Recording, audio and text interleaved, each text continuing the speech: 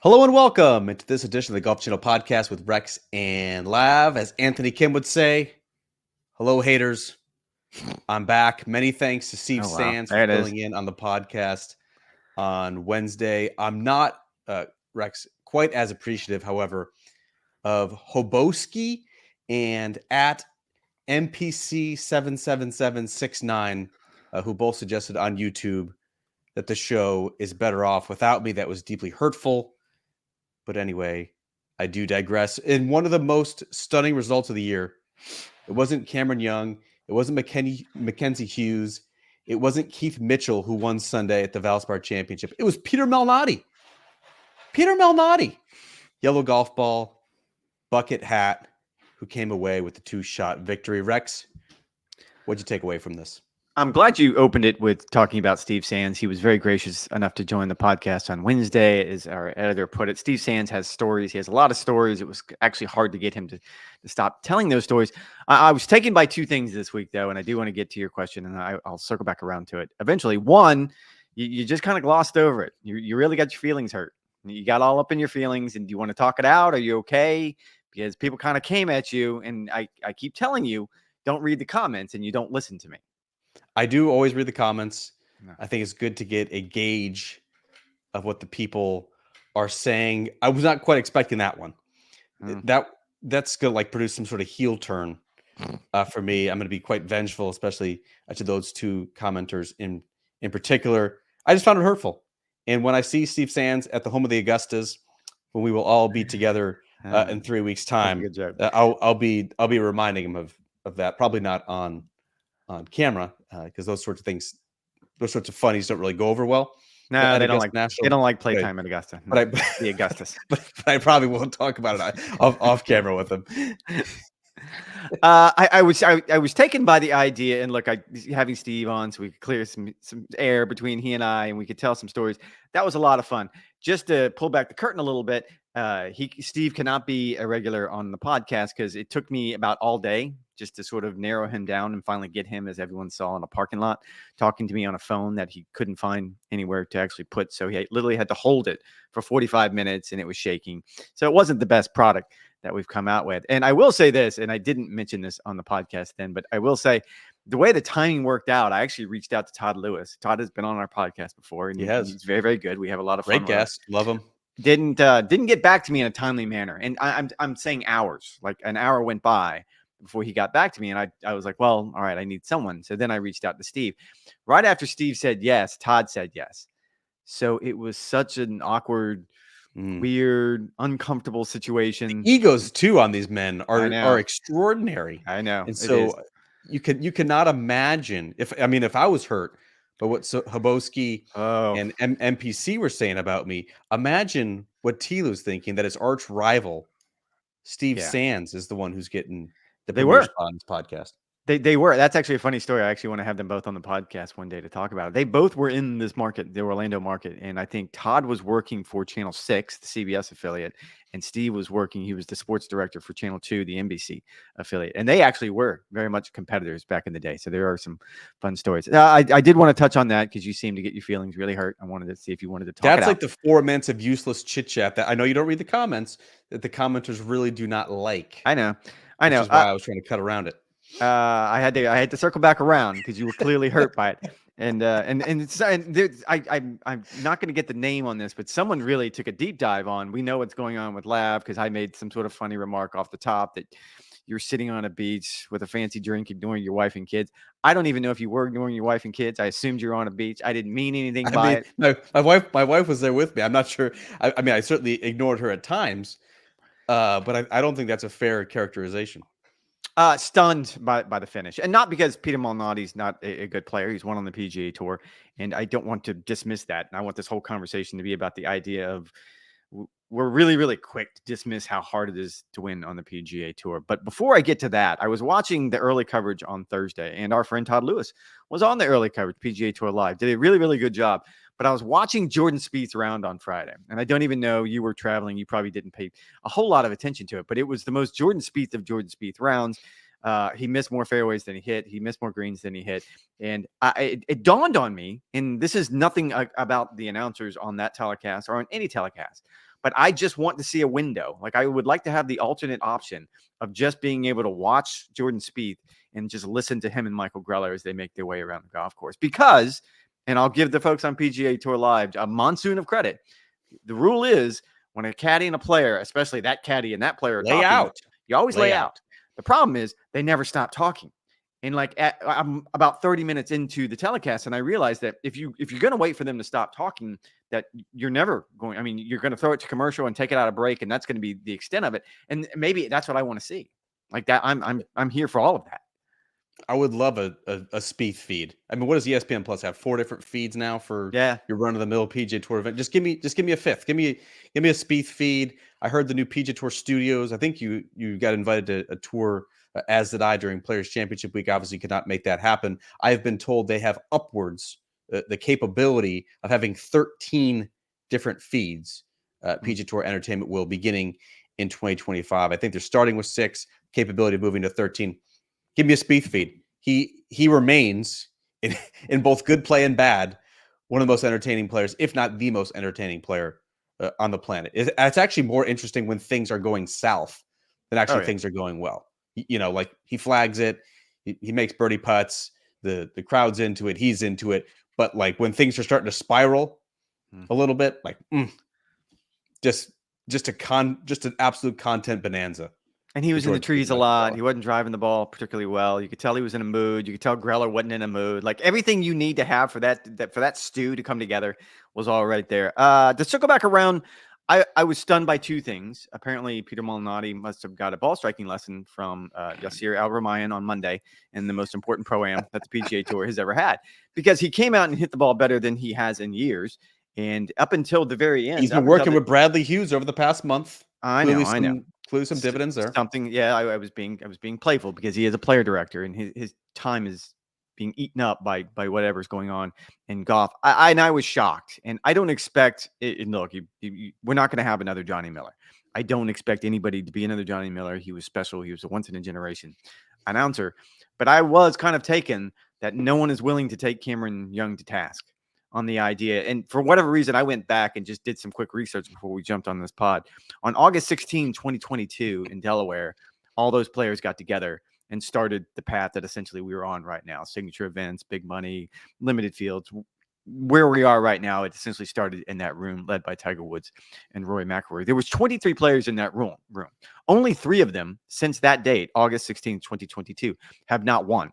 Cameron Young is one of them, which is shocking to me because you and I can both look at him and objectively say, oh, he's a robot.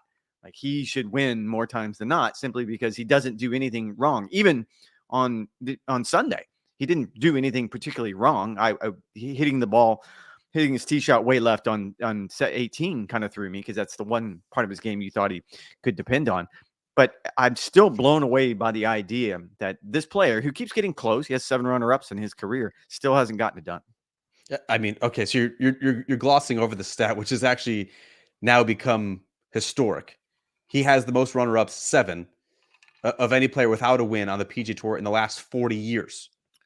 I mean, the previous was 6, and it was Colin Montgomery, who obviously never won on the PGA Tour, and Bryony Baird, who he was kind of the Charles Howell before Charles Howell, the Charles Howell who just never wins. Like he just racked up top 5, top 10 finishes. Cameron Young now in what would be 3 full seasons on the PGA Tour.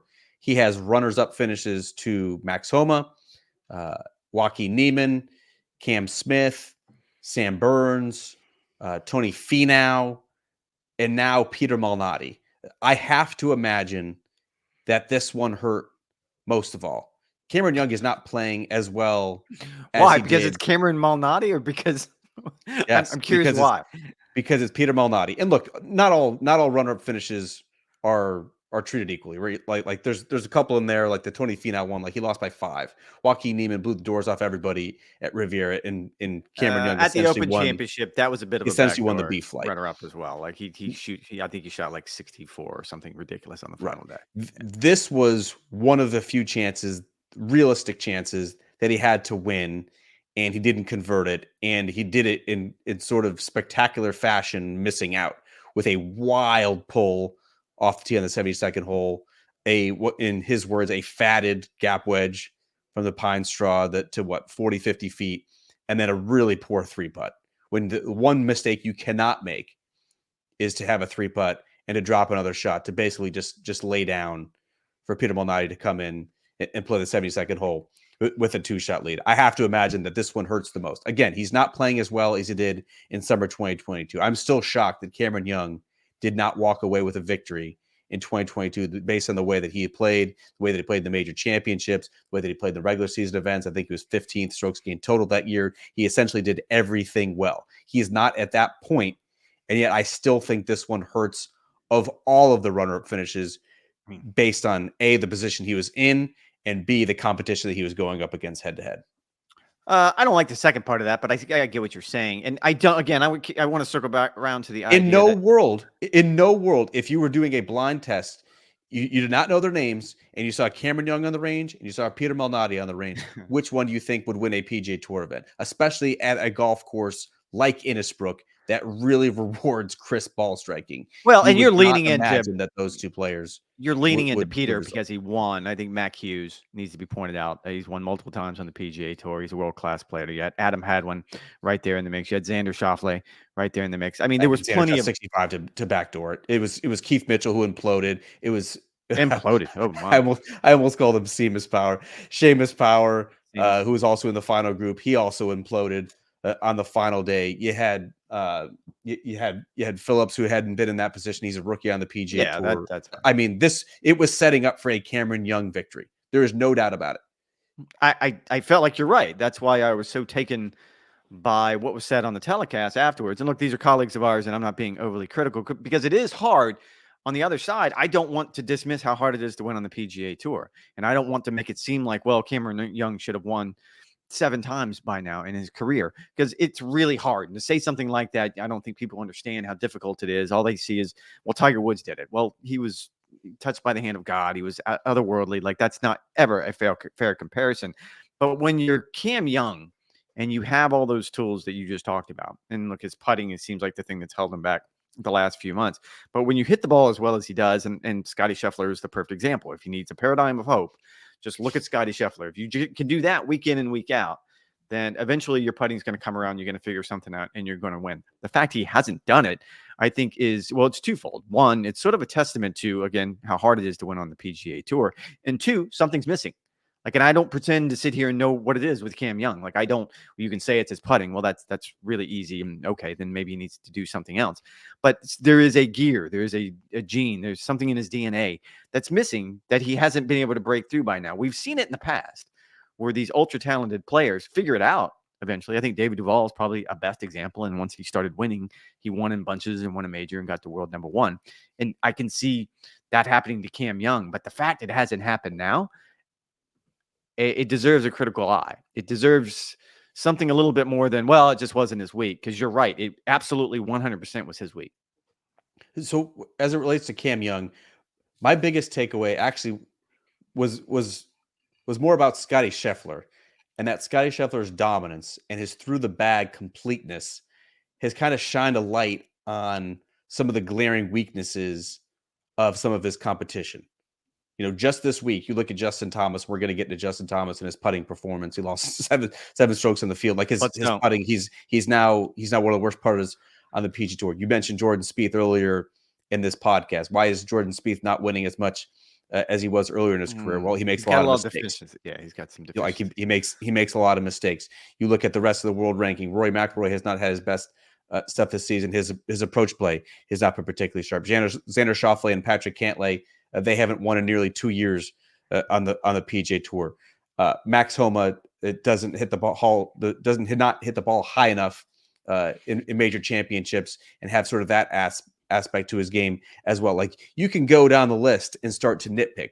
And now, if Scottie Scheffler and his putting has seemingly been fixed overnight, or at least over the past 7 months with Phil Kenyon, he doesn't really have that sort of glaring deficiency that a lot of his peers do. And in Cameron Young, yes, it is a severe weakness in Cameron Young's game that he either does not pitch and chip the ball well or putt the ball well. He is an extraordinary driver of the golf ball.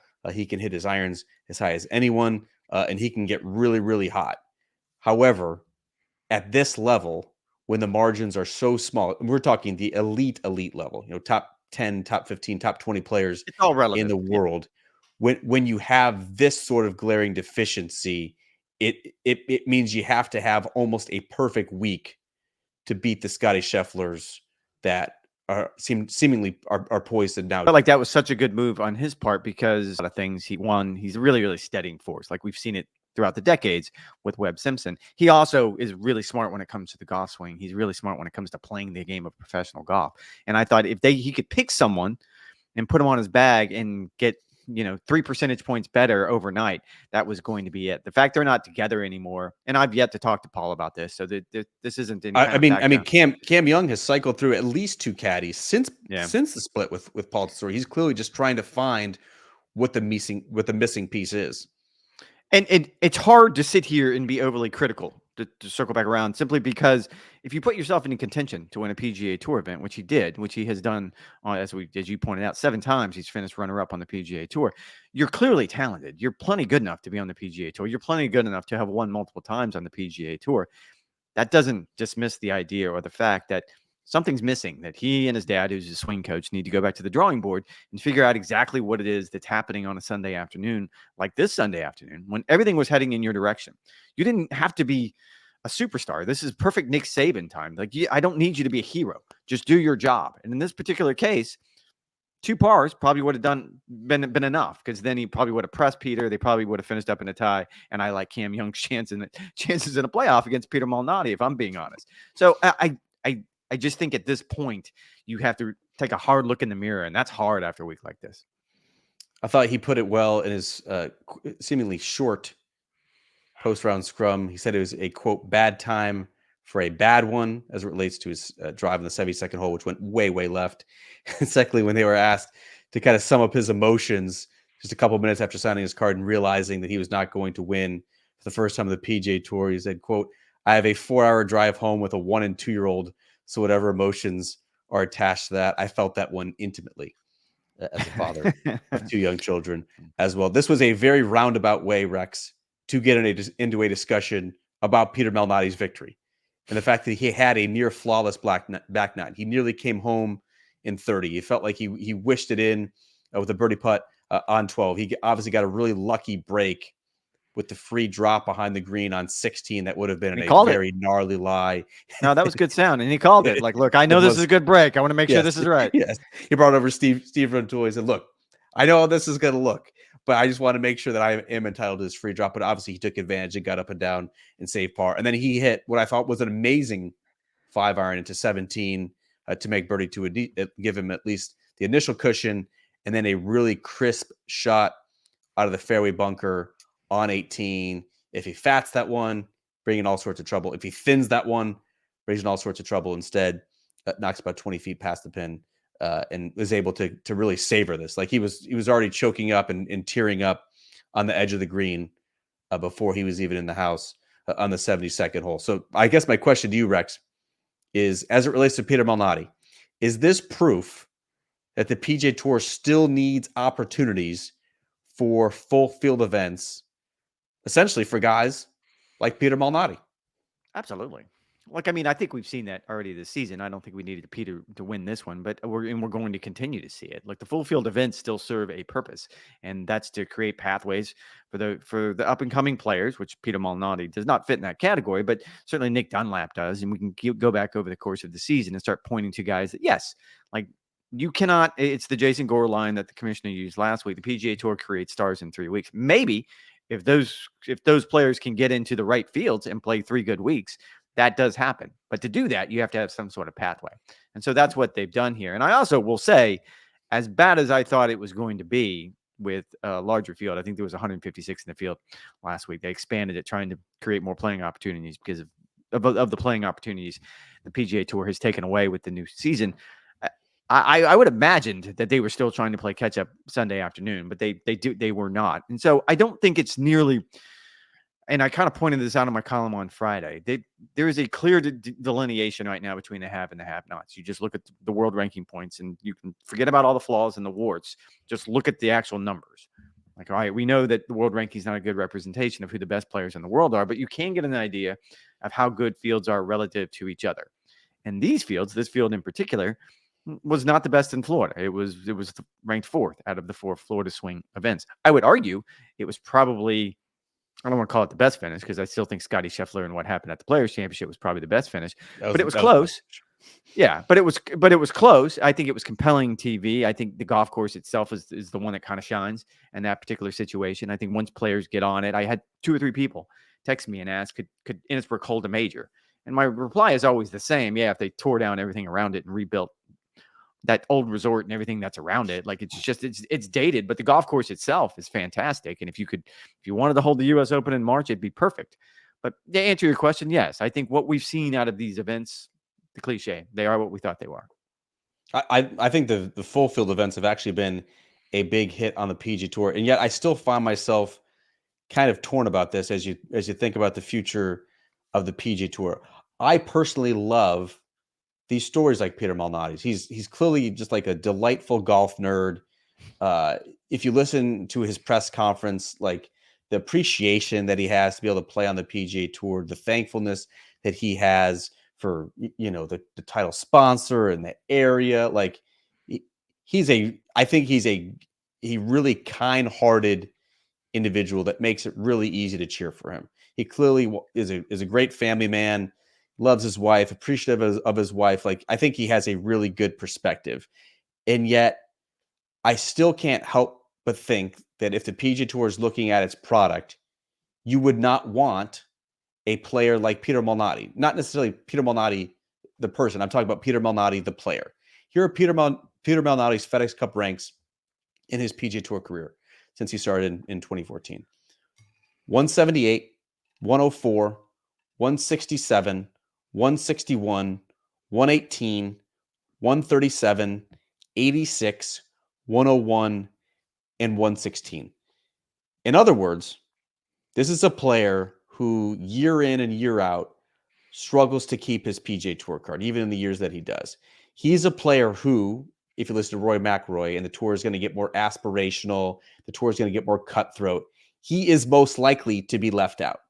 He's likely to hear, he's one of the mules, the angry mules who's fighting first place, or the quote unquote fat that's going to be trimmed. And now, he's clearly fighting for that position and to maintain kind of his footing on the PGA Tour. That's why his peers voted him on the PGA Tour Policy Board, essentially to fight for the rank and file against the Tigers and the Cantlays and the Spieths and so forth. But you could make the argument, Rex, that for the future of the PGA Tour, whether that's 2025, 2026, 2020, 2030, whatever the case may be, that a player like Peter Malnati should not be on the PGA Tour, that he is weakening the product because he's not one of the best players in the world.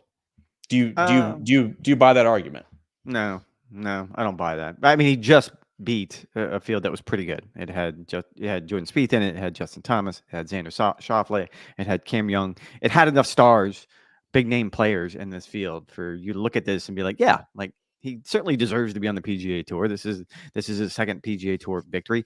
I don't think that's a fair comparison just because you're looking at the name as you're kind of looking at it as a punchline. I feel like, not to put words in your mouth. No, I'm saying if this was a blind resume and you looked at his FedEx Cup rank over the past decade, you would say this is the type of player that the future PGA Tour should be trying to weed out. A guy who is coasting either on past champion status or is going through the Korn Ferry Tour or the Korn Ferry Tour finals, or needs to go through Q School, or makes a late run at the Wyndham Championship to save himself. Like, that's the sort of player that we're talking about.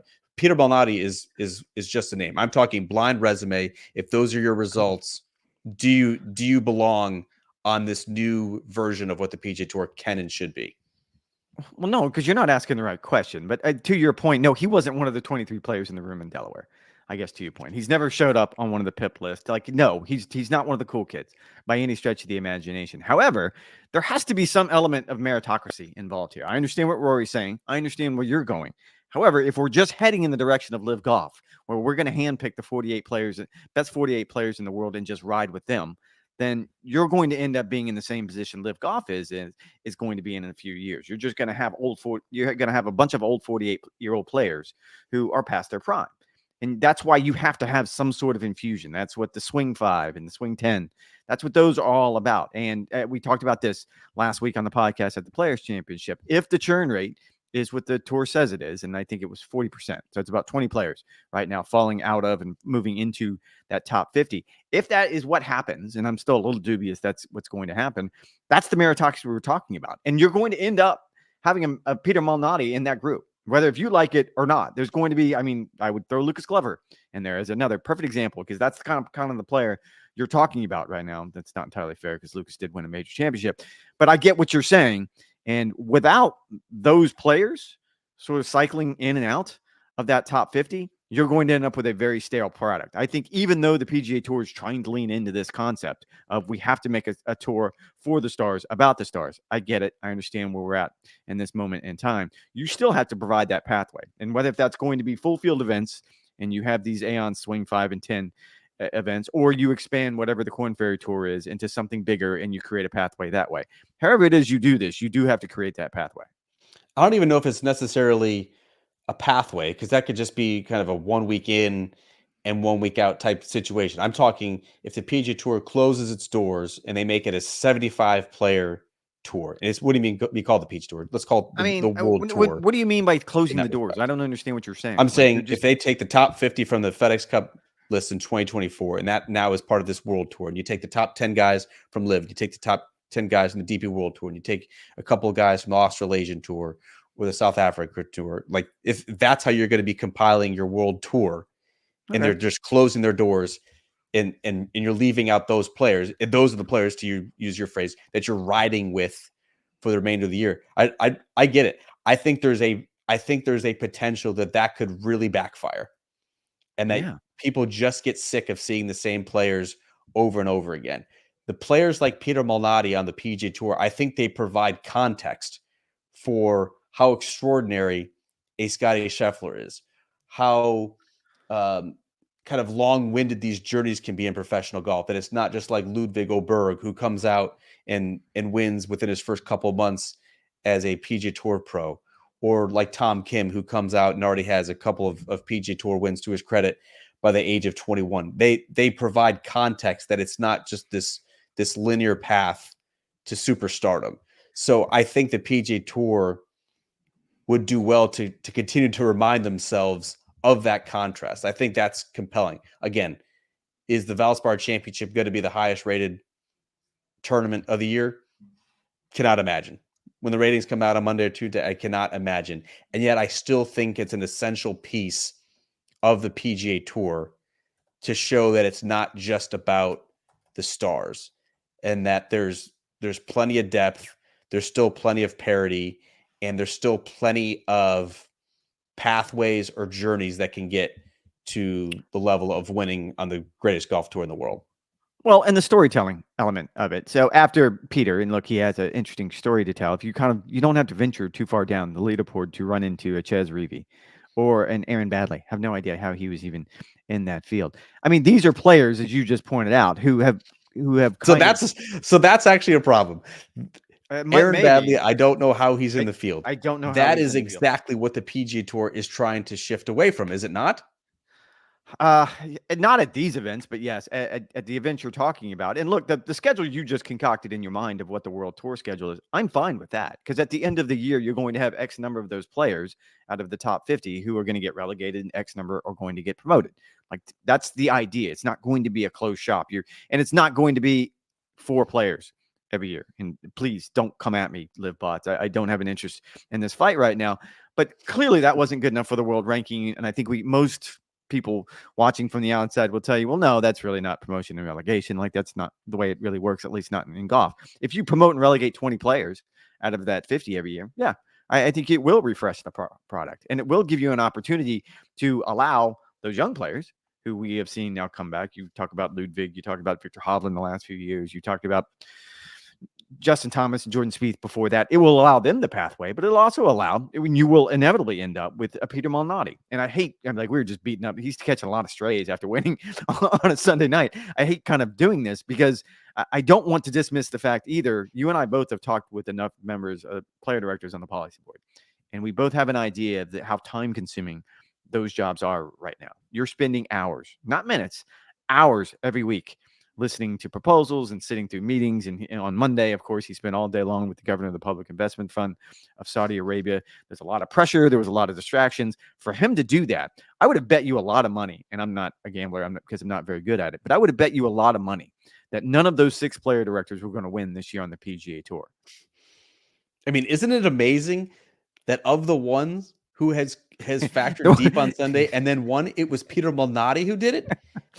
Man, he's just Like, is that not amazing? So I guess, but what do you think? Like, will Peter Malnati now be more emboldened in these policy board meetings? Because to a Patrick Cantlay, to a Jordan Spieth, probably even to a Tiger Woods, like they probably scoff at Peter Malnati's career achievements, right? Like his lone PGA Tour win was the 2015 Sanderson Farms. It was in the fall. It didn't come with a Masters invite. Like he's gonna be making his Masters debut in a couple weeks' time. Like these are all superstar players, at least at least they have been at some point in their career, and they know what Peter Malnati stands for. They know what he represents. They know who he is fighting for, and that's the rank and file or the B class on the PGA Tour. But with this victory now, Rex, do you think Peter Malnati now carries more weight in those meetings as they're helping to reshape the future of the PGA Tour? Yeah, you think the conversation is going to be, well, Tiger, when I won in Tampa, the way it worked out there was. You think that's the way that conversation? No, but I'm saying no, I don't. But I'm saying this is a prime example of what Peter Malnati is fighting for: deeper fields, full field events, access now to the majors, access now to the signature events for the rest of the season without a sponsor exemption, which obviously he was criticized for earlier this year. This can be held up now as a shining example of why the PGA Tour should be a certain way. Sure. I will go with that. And Peter Malnati stepped in right as Charlie Hoffman was coming off the board. So he does represent a segment of the PGA Tour, to your point, the lower third, let's call him, or whatever nomenclature you want to throw on them. He represents that portion of them. And there has always been, even when there were only 4 policy board player directors on the policy board, seemed like there was always one that sort of stood out. Joe Ogilvy, when he was on the board, was that person, because there's always going to be the Tiger Woods and the Davis Loves who are also on the board, and they represent sort of the star power on that front. I will, and again, I hate that Peter's catching a lot of strays on the Sunday that he actually won, but I will say he didn't come across very well last week at the Players Championship when we talked to him about the meeting on Monday that was coming up with him and the representatives from the PIP. He didn't come across well then. I've read some comments that he made last week in Tampa. I don't feel like he came across well then, because he keeps a little naive, a little ignorant. What? A little naive, yes. And here's a player, to your point, his lane is to represent that lower third of the tour, for lack of a better term. And I remember having this conversation with Rory McIlroy when he first went on the board, and about he was going to struggle with the idea of realizing that what's good for Rory is not always good for the rest of the PGA Tour. And he was trying to walk that fine line before he resigned. For Peter, what's best for Peter normally is what's best for sort of that segment of the PGA Tour population that he represents. And when he makes a statement that he says that maybe things went too far after June 6th as far as player empowerment, and maybe we need the pendulum to swing back the other way, I disagree. Never before have the players in the history of the PGA Tour, maybe in the history of professional sports, been given such a gift as they were given by the PGA Tour because of what happened. They knew there was going to be a revolt, and the commissioner essentially lost the majority on the policy board, is what happened. He added a 5th member, and then he added Tiger Woods as sort of a permanent 6th member. That gave the players the vote to approve or not approve whatever it is they wanted to do. That's an important aspect of this. I'm not saying the players need to be in on these meetings combing over spreadsheets. We all agree that that's not what they should be doing. But this is a member organization, and for someone like Peter, who is in that lane for a purpose, to make a comment like that, I felt like was naive is probably the best way for me to say it. The thought of Peter Malnati sauntering into the next PGA Tour policy board meeting with Tiger Woods and Patrick Cantlay, looking them square in the eye and saying, I'm the captain now. Yeah. Me. That's Uh, that image is going to sustain me for foreseeable future. Again, and it's I've not going had to a chance happen. to speak with Peter It's funny about to think these about. things, about weighty issues, and I find him to be very thoughtful, and I find him to be very studied, for lack of a better term. However, I would say that all 6 player directors probably feel overwhelmed in these meetings because, as we've said, none of them are qualified to be in there. You and I aren't qualified to be in there. Like, this is a very unique skill set that only a handful of people in the world, I would assume, know how to negotiate multi-billion-dollar deals that span the globe. So it's I'm sure a very, very difficult situation for them to be in. I will say that he comes across to me sometimes as someone who just is thankful to be in the room. Again, and to my previous point, and it's not even a point. It's more of a discussion topic. Like, is that player the best embodiment of what a future PGA Tour product should look like? Are we I doing think this tomorrow on the roundtable on Golf Today? Is this what you're going to pitch? We're going to beat not up on sure, Peter Malnati for 2 segments. but it's at least a topic of discussion. I think just based on his career, and this will be held up as a referendum or a prime example of why the Valspar Championships still need to exist. Why Peter Yeah, Malnati, who has fought for his card over the past decade, still deserves a spot to play on the absolutely. best tour in the world. Rex, before we get out of here, one thing from the Valspar Championship I did want to touch on was the play of one Justin Thomas. He was in a share of the lead early Saturday and ended up plummeting down the leaderboard, wound up in a tie for 64th. He did shoot that 79 in the 3rd round, where, as I mentioned, he lost more than 7 shots to the field on the greens. By any statistical metric, one of the worst putting performances in PGA Tour history per round.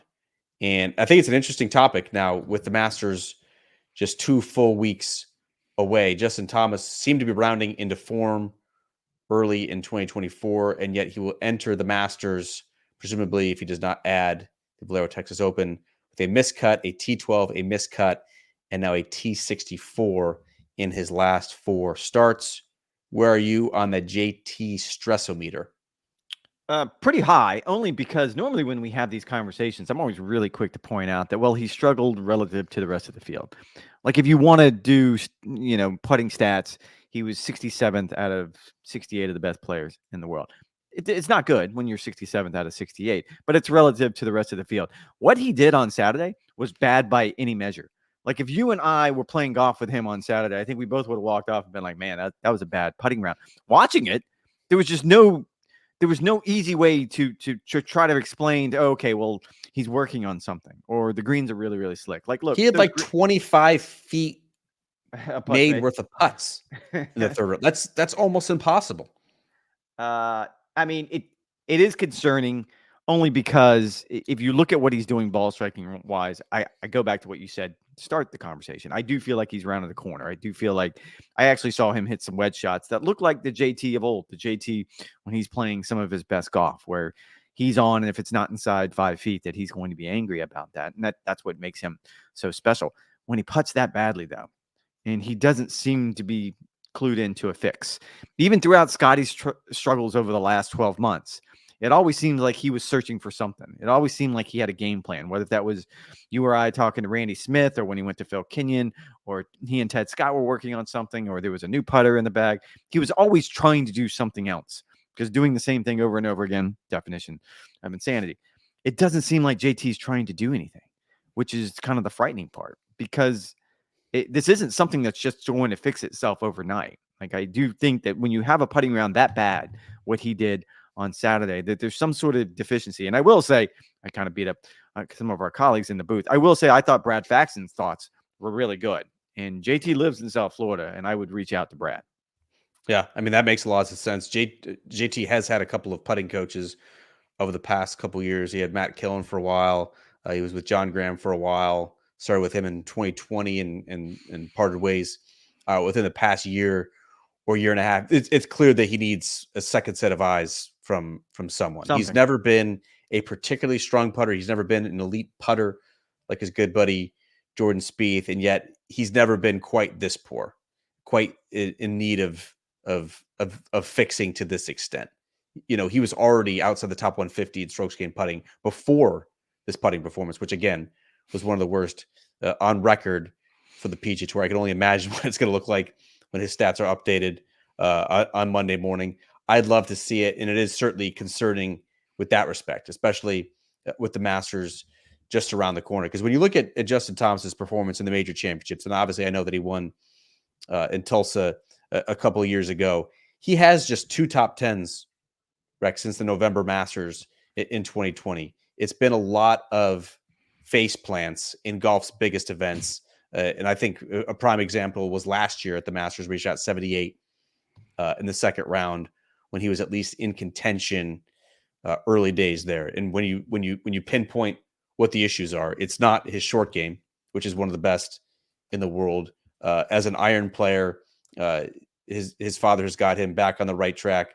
He's one of the preeminent iron players of his generation. He drives the ball well. It's his putting inconsistency from round to round and week to week that has befuddled JT, and I think has largely slowed his momentum. I'd love to see him make some sort of change, have some sort of addition to his team, because it does seem badly warranted. 164th in strokes gained putting after Valspar. There So you go. yes, it only got worse, and it is curious to me because I think when he started working with Bones, going back to the caddy, I felt like that was a really good move because and look, I love Jimmy Johnson, his old caddy, but I felt like Bones had been in situations enough with Phil that there was nothing that was going to surprise him, and that's sort of the steadying hand I felt like JT needed at that point in his career. But listening to their interaction, especially on Saturday when things clearly weren't going well, I don't know. You probably haven't been on social media because you're trying to steer clear of it.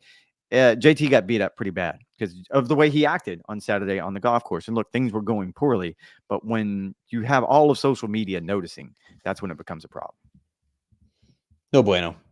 We'll see if he gets No it bueno. sorted out in the next 2 weeks before he heads to Augusta National. Anything else, Rex, from the week that stood out to you before we turn the page in the preview edition of the Golf Channel Podcast with Rex and Lav on Wednesday, previewing the Houston Open, where world number 1 Scottie Scheffler will be back in the field. When you made it back on Friday, anything on the grill this weekend? Let's see. I did some chicken thighs. I kind of need to do a little bit of a detox. Puerto Rico was phenomenal. Mofongo, I'd never had it before. So good, It delicious. is fantastic. Great drinks, great people in Puerto Rico. It was super easy.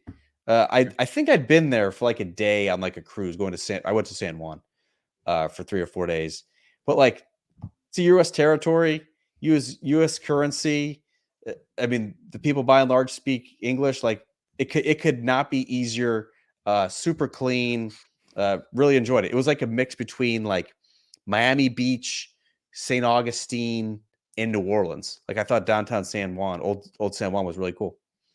Okay.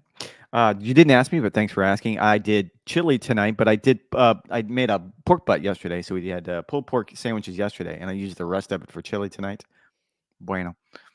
Look at you firing up. It was quite chilly in Northeast Florida, but great barbecue weather. We'll be back in a couple days, as mentioned, for the preview edition of the Houston Open on this Golf Channel podcast with Rex and Lav. In the meantime, you guys know the drill. NBCSports.com/golf for all your latest golf needs. Rex and I will be on Golf Today on Monday, 12:05 p.m. Eastern time for our usual roundtable discussion. Supposedly talking for 2 segments in a 1-hour show about what we don't really know. Peter Make sure Malnati, you tune apparently. in. Yeah, we probably will talk about Peter Malnati just as we talked about him on this very podcast. But as always, thanks for listening. Thanks for the support. We'll talk to you guys in a couple of days.